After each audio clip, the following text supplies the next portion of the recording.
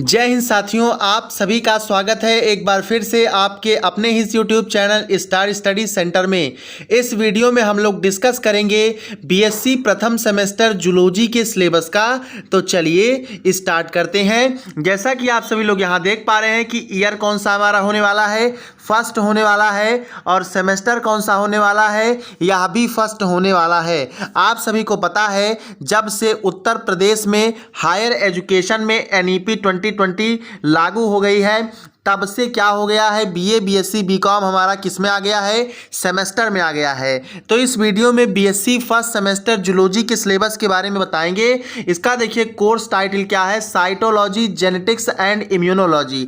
चाहे आप सिद्धार्थ यूनिवर्सिटी के स्टूडेंट हो, चाहे आप डीडीयू यानी दीनदयाल गोरखपुर यूनिवर्सिटी के स्टूडेंट हो, या आप उत्तर प्रदेश के किसी भी यूनिवर्सिटी के स्टूडेंट हो, तो अगर आपने बीएससी बायोलॉजी ग्रुप से एडमिशन लिया है और आपका सिलेबस के रूप में, सब्जेक्ट के रूप में एक सब्जेक्ट आपका जूलॉजी है, तो ये वीडियो आपके लिए इंपॉर्टेंट होने वाला है। तो इसमें देखिए, इसमें आपको क्रेडिट कितना मिलेगा, 4 क्रेडिट मिलेगा अधिकतम, और न्यूनतम क्रेडिट आपके परफॉर्मेंस के आधार पर मिलेगा। कोर देखिए, तो कोर ये क्या है, कंपलसरी पेपर है। मैक्सिमम मार्क्स की बात करें तो 25 + 75 75 में, जिसमें कि अलग अलग यूनिवर्सिटी का अलग अलग अपना पैटर्न है, लेकिन जो जनरल सिलेबस है ये आपका यही है। मिनिमम पासिंग मार्क्स की बात करें तो एज पर रूल्स जैसा नियम निर्धारित होगा उसी के हिसाब से आपको मिनिमम मार्क्स दिया जाएगा। अब चलिए बात करते हैं सिलेबस की। तो इसमें देखिए यूनिट फर्स्ट आपका आता है, यहाँ पर आपको टॉपिक दिखेगा और यहाँ पर टोटल नंबर ऑफ लेक्चर्स दिखेगा, यानी कि एक यूनिट पर आपको कितने लेक्चर प्रोवाइड किए जाएंगे। तो देखिए पहला यूनिट है structure and function of cell organelles. इसमें पढ़ना क्या है, आपको पहला टॉपिक दिया गया है प्लाज्मा मेम्ब्रेन, इसका chemical structure, lipids and proteins के बारे में पढ़ना है। दूसरा जो टॉपिक है cell cell interaction, cell adhesion molecules, cellular junctions पढ़ना है। तीसरा जो टॉपिक है यूनिट फर्स्ट का वो है endomembrane system, protein targeting and sorting, endocytosis and exocytosis. उसके बाद में चौथा टॉपिक है आपके फर्स्ट यूनिट का introduction to all national biologist, विशेष रूप से जूलॉजिस्ट हु हैव कंट्रीब्यूटेड और contributing to zoological and life sciences as a mark of tribute to ancient and modern biology will be included as part of the continuous internal evaluation। तो आपका पहला जो unit है structure and function of cell organelles, इसमें आपके 4 topic पढ़ने हैं और 4 टॉपिक्स के लिए आप टारगेट मान करके चलिए कि 6 दिन की 6 लेक्चर की पढ़ाई में आप इसको कंप्लीट कर लेंगे। उसी के बाद से चलिए देखते हैं दूसरा यूनिट। तो दूसरा यूनिट आपका जो दे रखा है यहाँ पर, ये है structure and function of cell organelles second. वो क्या था, वो structure and function of cell organelles first था, और ये क्या है, structure and function of cell organelles second है। तो इसमें आपको 3 टॉपिक पढ़ने हैं। पहला जो टॉपिक है cytoskeleton, microtubules, microfilaments, intermediate filaments.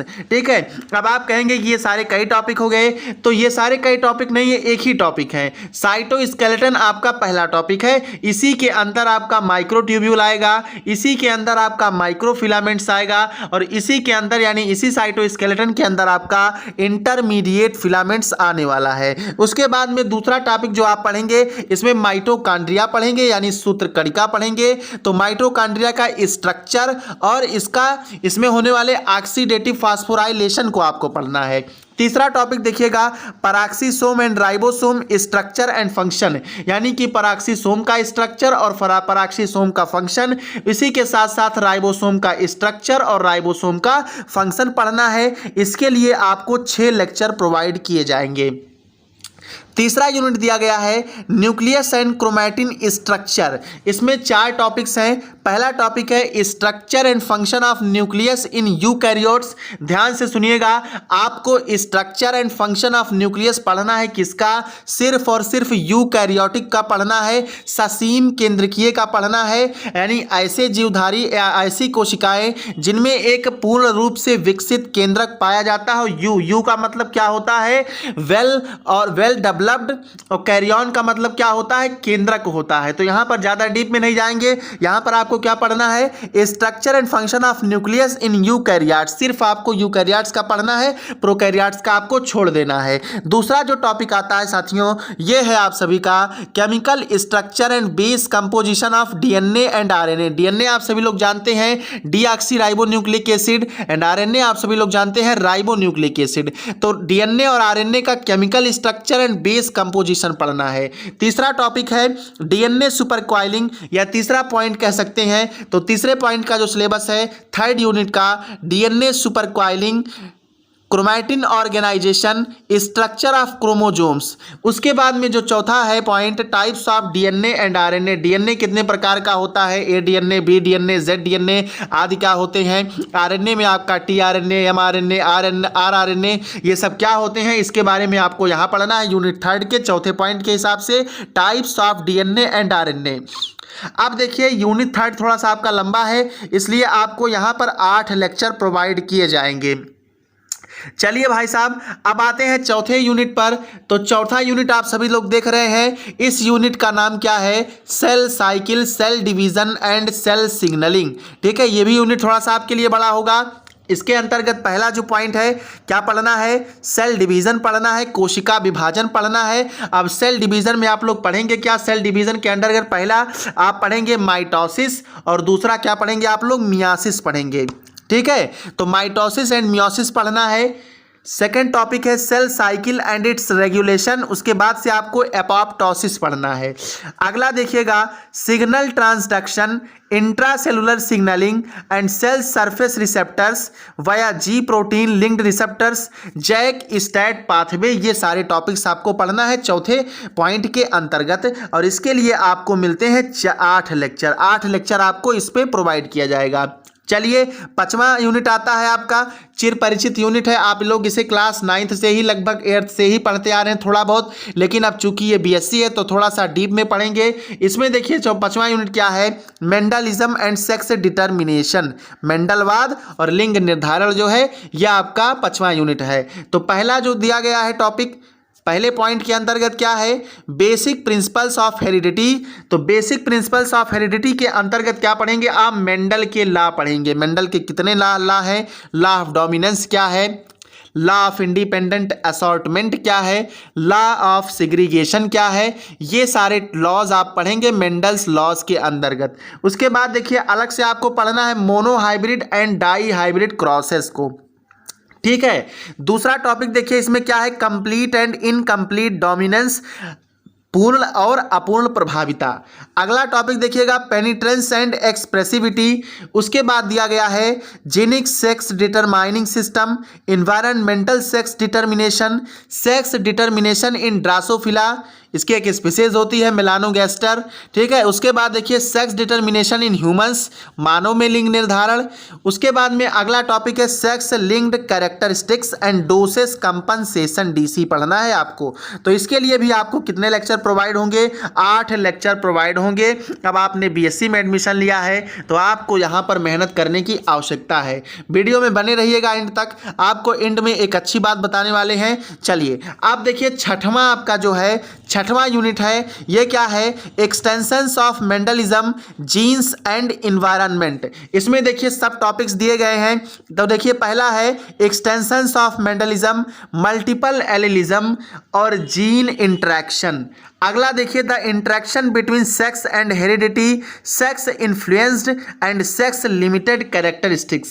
अगला है cytoplasmic inheritance, genetic maternal effects. अगला देखिएगा genome imprinting, genomic imprinting, anticipation. क्या है, जीनोमिक इम्प्रिंटिंग एंड एंटीसिपेशन। इसके बाद देखिए आखिरी जो सब टॉपिक दिया गया है, interaction between genes and environment, environmental effects on gene expression, inheritance of continuous characteristics. और ये टॉपिक भी आपका, ये यूनिट भी आपका थोड़ा बड़ा है बाकी यूनिट से, लेकिन इसके लिए भी भैया आपके पास कम समय है, 8, इसके लिए आपको 8 लेक्चर प्रोवाइड किए जाएंगे।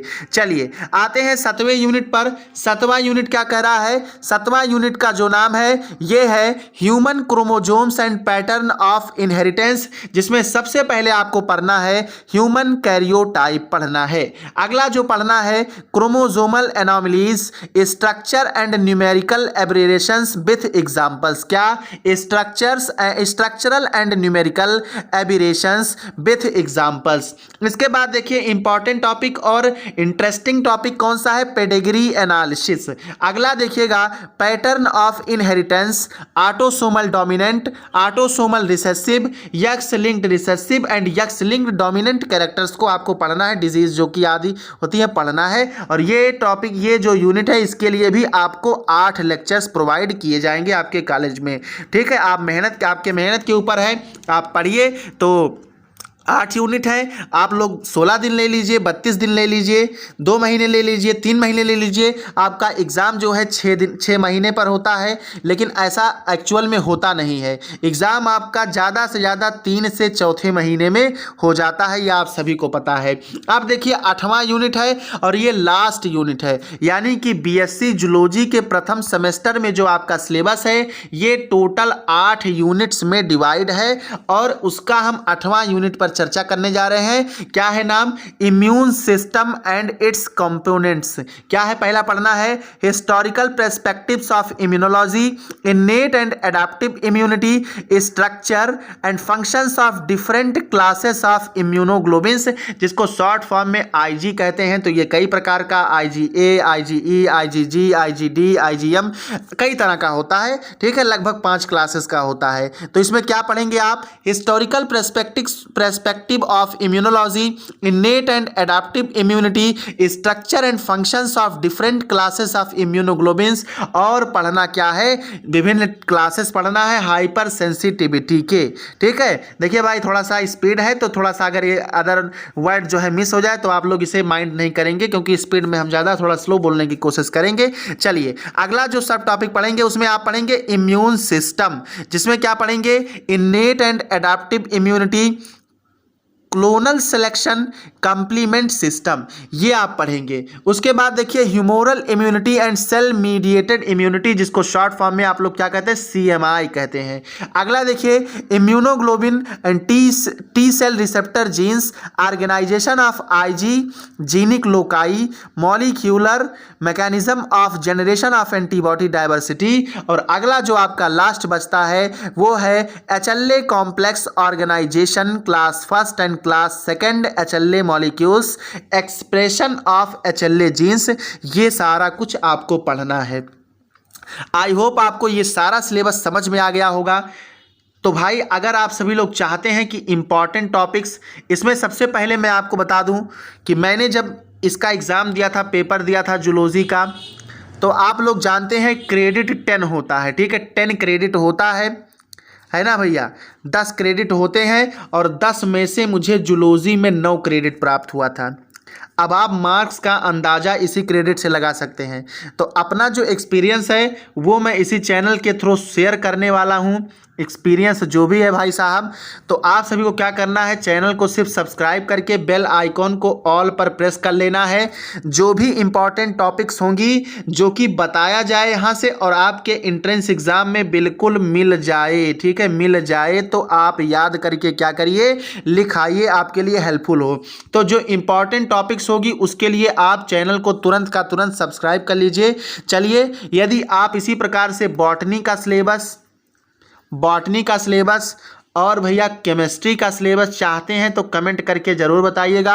आपको बॉटनी और केमिस्ट्री का भी सिलेबस प्रोवाइड किया जाएगा। साथ ही अगर आपका कोई क्वेरी है माइनर सब्जेक्ट को लेकर के, ठीक है, उसकी भी क्लास यदि आप चाहते हैं तो आप कमेंट करिएगा। जिस भी सब्जेक्ट के ज़्यादा से ज़्यादा कमेंट आ जाएंगे उसकी क्लासेस स्टार्ट कर दी जाएंगी। चलिए मिलते हैं नेक्स्ट वीडियो में। जय हिंद, जय भारत, वंदे मातरम।